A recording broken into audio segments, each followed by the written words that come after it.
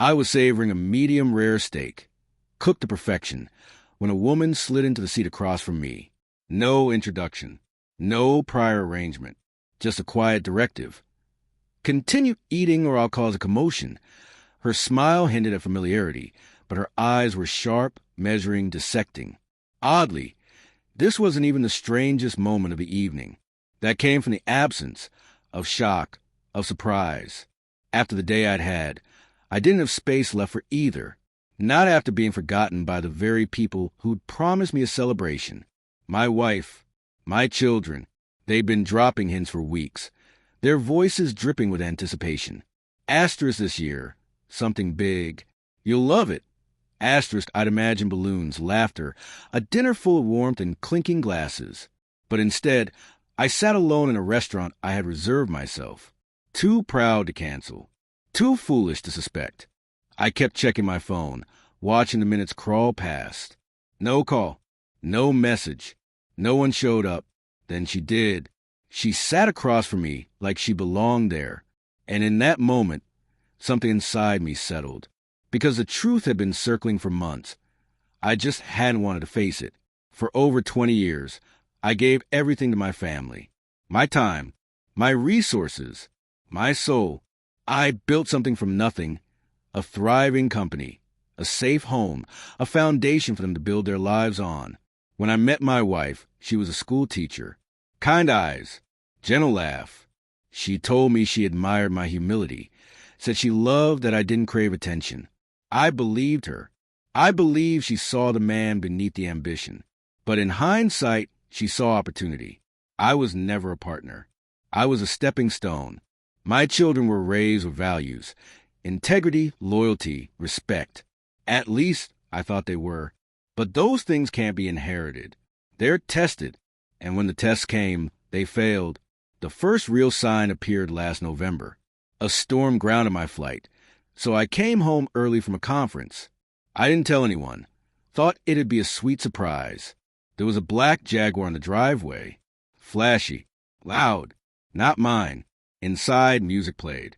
Laughter spilled through the windows. I stepped inside unnoticed. I heard her voice. Asterisk, he swallows every lie. It's almost sad.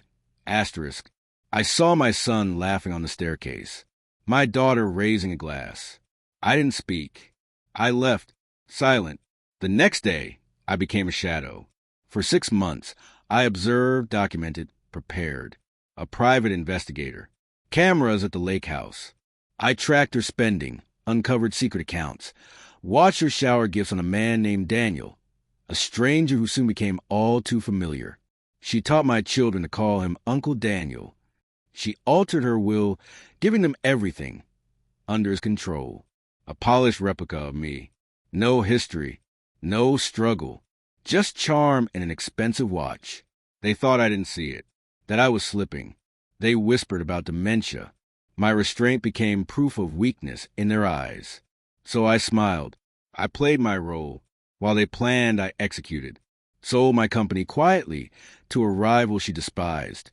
Moved my assets overseas. Updated my will.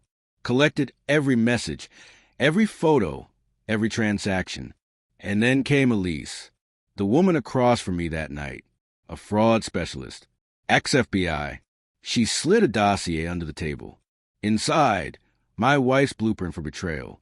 Offshore transfers, forged documents, a financial coup. She and Daniel planned to ruin me. They nearly succeeded. 3 days later, I hosted a dinner. The birthday party they never intended to throw. They came dressed for celebration. My wife wore red. She kissed my cheek like she meant it. We sat. We toasted. Then I stood. I handed each of them a manila envelope. Your gift, I said. They opened them. Bank records. Surveillance. Legal notices. Proof. You want to surprise me for my birthday, I said. So I thought I'd return the gesture. She tried to speak, but I raised a hand. Asterisk, every account is frozen. The house isn't yours. Daniel's being audited. The IRS has questions. And I have answers. Asterisk. The silence that followed was beautiful. My daughter cried. My son stared. My wife, She finally looked at me, really asterisk looked, and realized she had never known me at all. The fallout was swift. She was charged with conspiracy and fraud. Daniel fled the country, but Interpol is watching. My children were given a choice, repent or disappear. They chose the latter. Now I live in a smaller home. Quiet, empty, but honest. No pretenses. No lies dressed as affection. No one waiting to carve out pieces of my soul in exchange for love. And still, I sleep peacefully. Because justice, unlike revenge, doesn't scream. It waits. Precise. Unrelenting. And sometimes it arrives on the very day they thought they'd erase you